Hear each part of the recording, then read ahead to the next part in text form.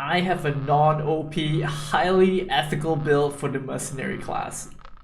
What is up YouTube, and today I'm excited to share with you what I've come up with, and that is the Lightning Crossbow Witchhunter.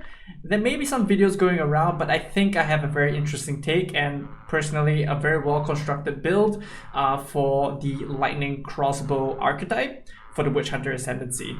There are some videos going around, some with the data ascendancy of what DS Lily is doing, but today I'm going to share with you kind of my thought process and how I came up with this. Essentially, when finishing up my Gas Grenade build, I played it for 10 days. I was looking for something to transition into, and I wanted to play Plasma Blast, which I found before the start of the league to be exceptionally strong in terms of the damage effectiveness number. Just take a look at this here. Post the update, they increased this even further. Just from the Plasma Blast alone, 52 times attack damage from the blast. Absolutely insane. And I really wanted to make it work, and combining the use of Lightning Rod for non-crit lucky and gem scaling to be able to take it a lot further. And preliminary testing showed a lot of promise. Just a clip from one of the something I recorded just to show you the power of this today. This is a tier 15 baseline, no map difficulty, and this is how Plasma Blast looks like.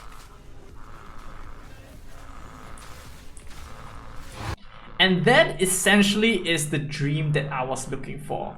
However, unfortunately, moving into higher boss difficulty, this did not hold up as the HP increased a lot, and then you add the rare modifiers from the Atlas passives, you kind of lose a lot of that power, and you lose that one shot. And the downside of Plasma Blast is when you are shooting it, you need to channel at least 2 seconds plus the additional channel time based on your attack speed. So 2 point something seconds, in my case 2.42 seconds to be able to channel up, and it is quite some time before we're able to shoot. So essentially my dreams were cut short, and we had to pivot to a different variation, and that's where we landed onto something very similar which other builds are using, and that is the Galvanic Shards combined with the Shockburst rounds. So without further ado, let me jump into how I constructed the character, starting with the gems. So currently we are a Sorcery Ward character, and currently I'm not sure if people know, but you can use Cold Mastery, Fire Mastery, Lightning Mastery to be able to reduce the barrier recharge time. Currently I have not enough intelligence to put in the Fire Mastery gem, so currently I have one in, and that's 8 seconds to recharge. For my Shockburst rounds, I'm currently linking it to Concentrated Effect, Elemental Focus, Lightning Infusion, Heft, and Primal Armament. For Galvanic Shards, I'm linking it to Conduction, Fork, Mobility, Acceleration, Martial Tempo, and this is our de facto clear skill. Martial Tempo is very, very important because an interesting interaction here is that attack speed reduces the reload time. So you can see over here the reload time is 0.767. By taking out Martial Tempo, that increases to 0.83. I'm not sure if this is an intended reaction, but yeah, Martial Tempo is exceptionally strong when it comes to reducing the reload speed for crossbow ammunition skills. And for bossing, essentially what I would do is I'll switch up my Martial Tempo for Primal Armaments, giving my Shockburst rounds, which is my single target, that faster reload time and makes it very good for bossing. If you were to use a 5-link, I would take out Acceleration, and this is a pure quality of life, increasing your clear, and you can electrocute more monsters from further away. Next is going to be Stormcaller Arrow, one of the weapon swap skills that I'm using to apply shock and the exposure as well, and link to Strip Away as well as Fast Forward to proc that a little bit faster and increase the exposure a little bit more. So this is really good to be able to apply shock, because the bolt here you can see 800% more chance to shock, and really good at being able to apply shock even on unique enemies like in this Xesht fight. For Plasma Blast is what I like to position as like a primer before the start of the fight, shooting the Plasma Blast and then killing. And let me show you an example of how this looks like. So I have a clip over here of a T15 boss, and this is +4 map difficulty. Alright guys, boss time. And this is pretty much the same fight but with +4 difficulty.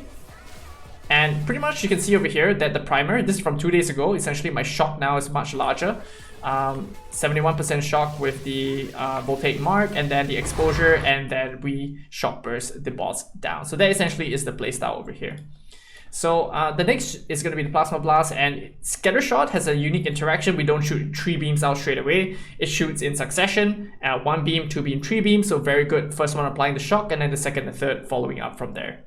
And then we are linking it to Lightning Mastery. Scaling the plus gem levels increases the effectiveness a lot. So you can see that we increase by 3 times damage by putting in a Lightning Mastery, and we are short on gems. As you can see, we have like 3 6-links that we're currently using, so Lightning Mastery is very good here to use.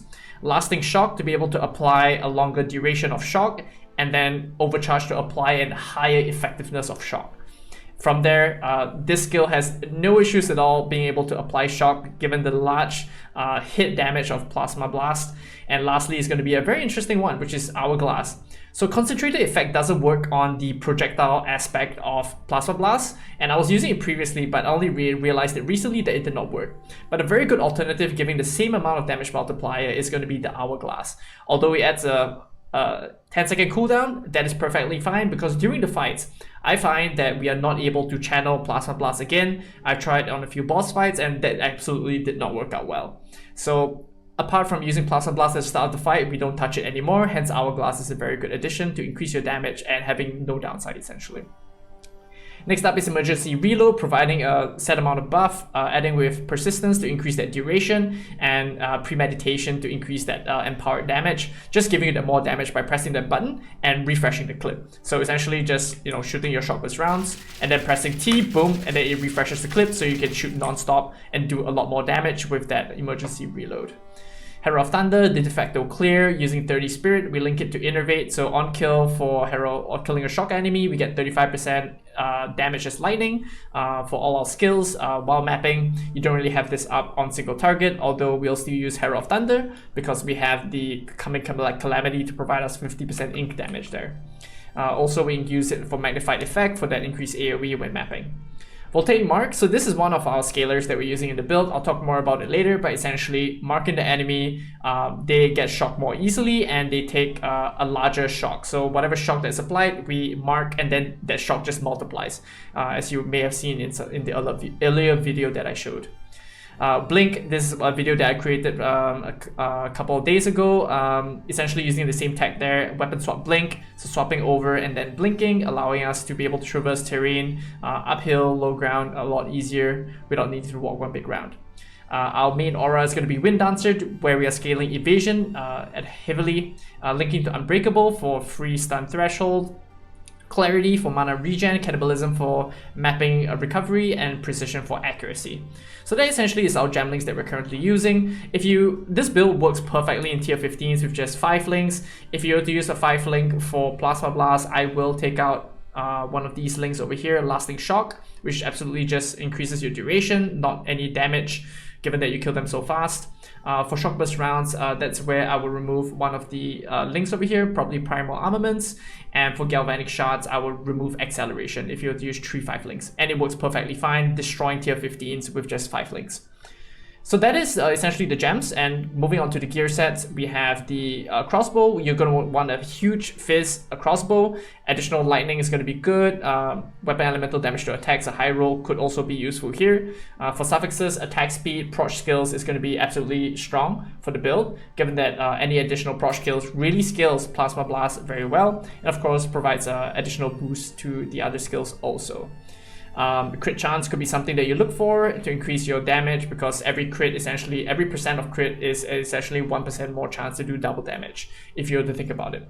But anything that provides life gain on kill or mana gain on kill could also be very good for mapping. Helmet, I'm just looking for life, resistance. If you're to be feeling lucky, you can add rarity, attributes to your gear. That will also be very useful given that this build is quite attribute staffed.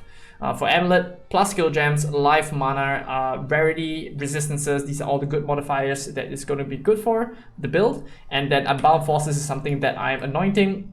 Not too expensive, Discuss Envy Guild, and this is really good to apply a longer shock duration, so you spend less time reapplying shock, and then you apply a bigger shock as well using Unbound Forces. For the rings, that's where I'm going for the standard, life, mana, resistance, and rarity is going to be a bonus, same for the other ring. Any flat damage to attacks is also good for the build. For the chest, you want to get a high evasion chest, preferably with some life, and then for the suffixes, attributes, resistances, for them. And this is a unique glove that we're using, which is Kitoko's current, pretty much a staple for the build. For mapping, I valved it for lightning penetration, but absolutely not necessary for this build. And you want to aim for higher dex and lower reduced attack and cast speed for this build, providing you very good coverage when it comes to mapping and safety by electrocuting the enemies. In the recent patch, they introduced 25% less build-up of electrocution, but that's still pretty much fine for all general mapping. I did not experience anything too crazy. And then for the boots, that's where we go movement speed on top of life, mana, resistance. And yeah, that's pretty much what we're looking for. Attributes could also be good. You want to fit that onto some pieces of gear, as you can see from my chest.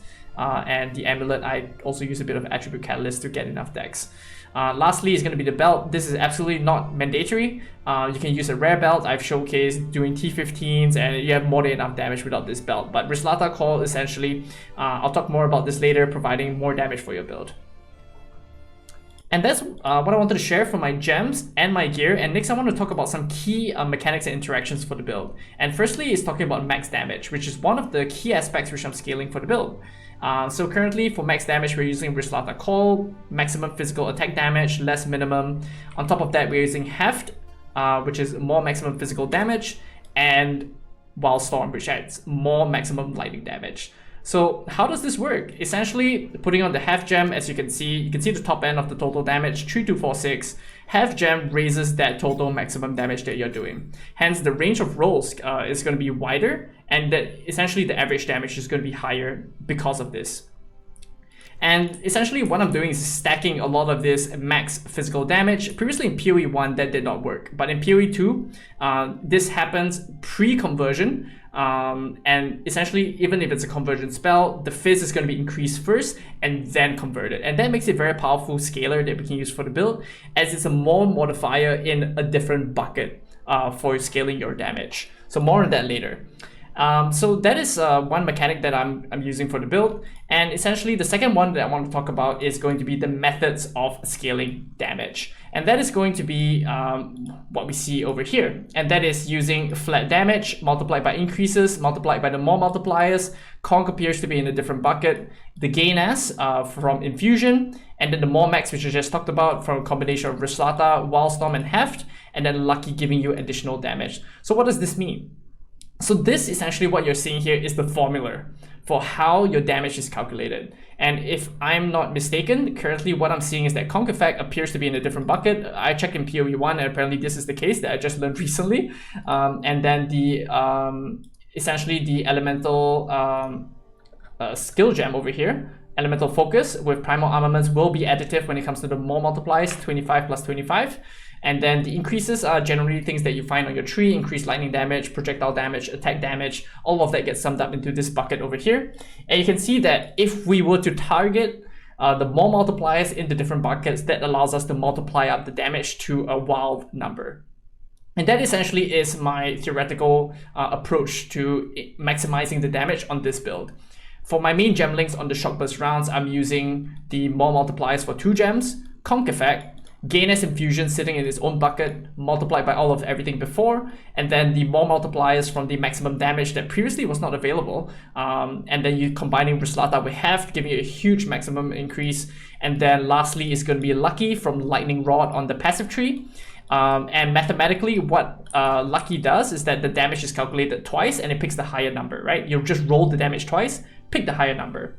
Mathematically, on average, that gives us an average of 16.6% more damage, and Lucky sits in its own bucket because it recalculates all the damage combined and hence giving you all of this. So technically there's going to be attack speed and crit on top of this, but that's not what we'll be taking into account.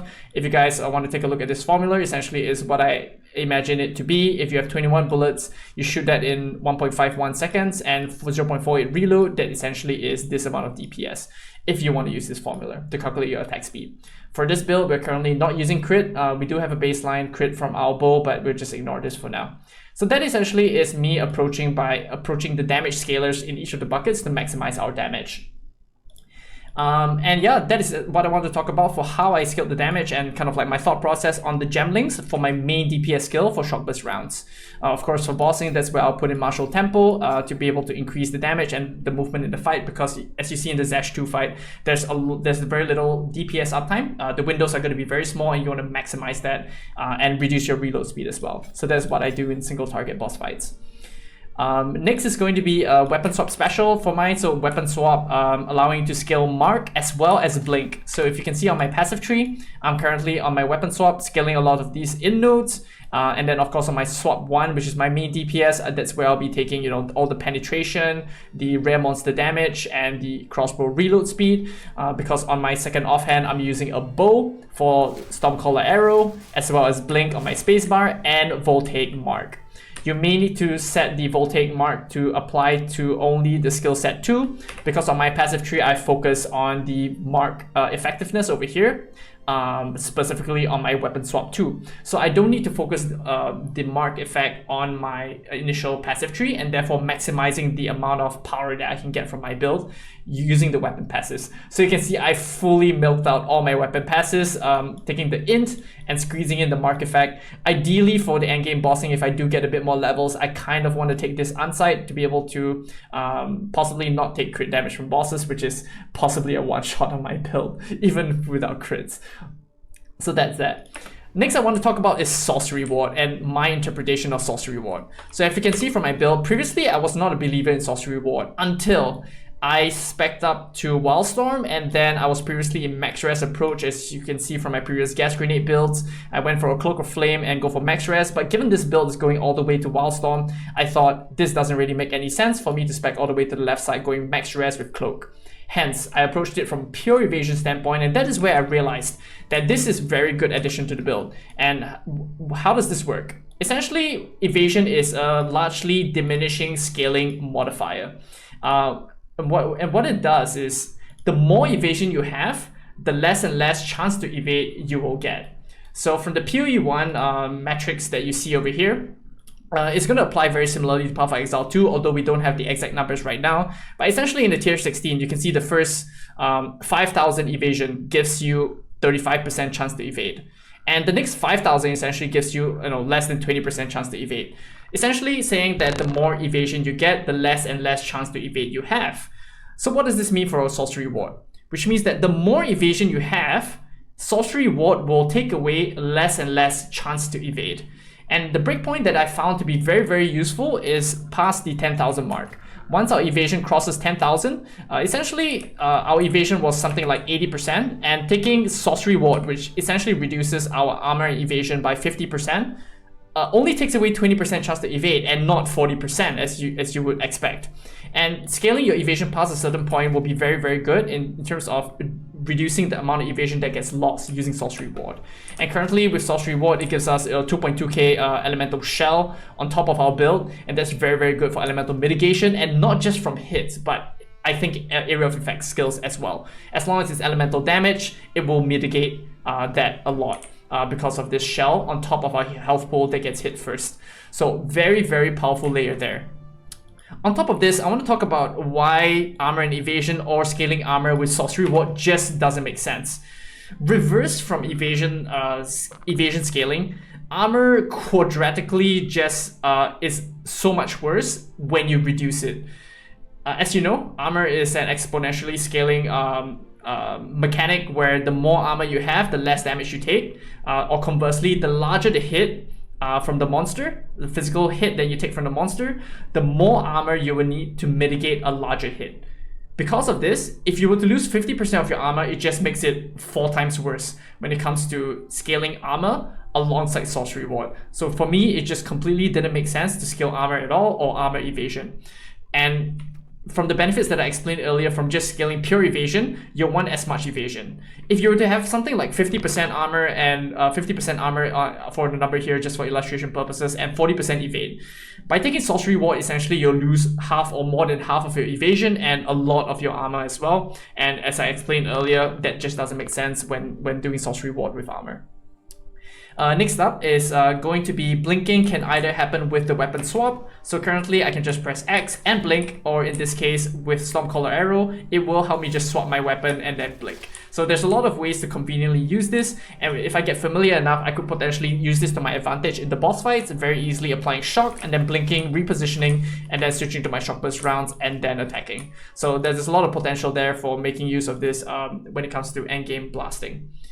Lastly, as I mentioned, the Sorcery Ward can be supported by Mastery Gems, which I'm not sure if people are aware of.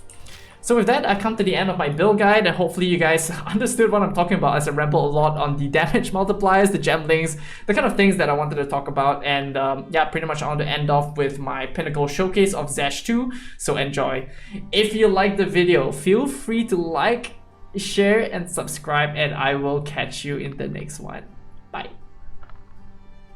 Okay, this time we'll change the gems, okay. Alright. Remember, change gems.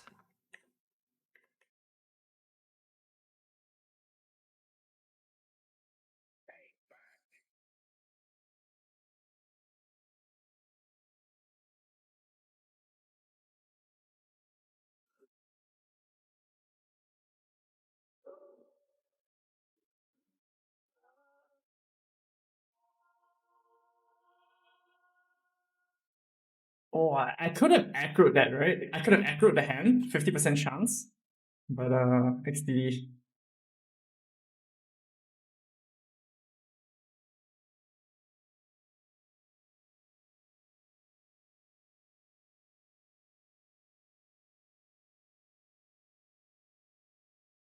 Wow, how many of these rares are there? What's this? It's gonna explode. It just keeps going.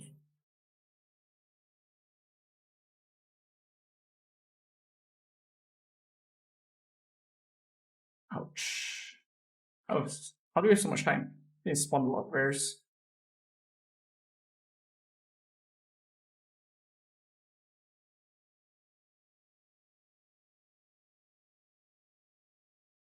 Just now, when I was dodging, I was on my weapon swap, then I blinked. I was like, whoa, what just happened there? I could technically use it in the fight, but I'll need to have like very good control over my character, which I'm not used to yet, for the blink weapon swap, like during a hands fight.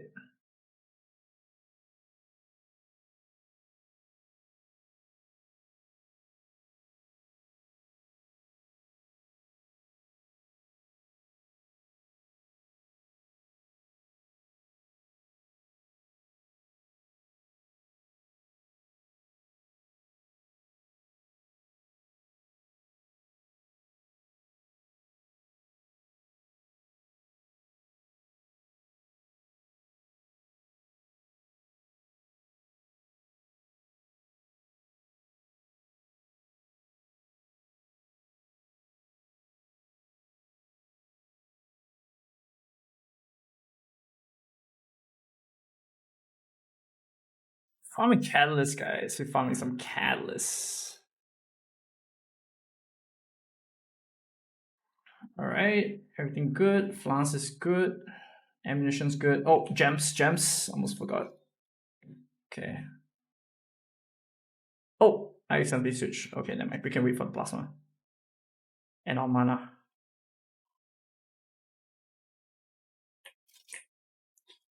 Okay. Should be good. Those are good decimating as well. Hopefully we have a good one this time.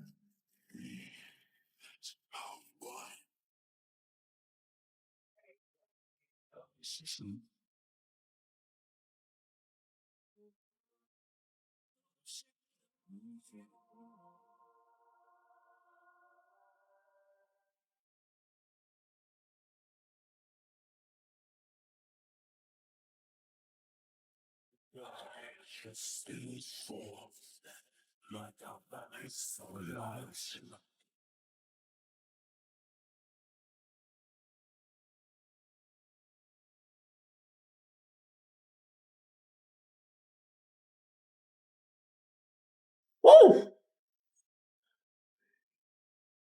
Wait, what's this? Oh shit, I thought I was gonna get slammed by a hand or something. Yo, that was some damage, guys. Yo, can I kick? Yo, if I play it right, I can do Xesht 3, guys. Yo, log in, dude. Yeah, how was I decimating? That was nice. Yo, Xesht 2 down, guys. Just 2 tries.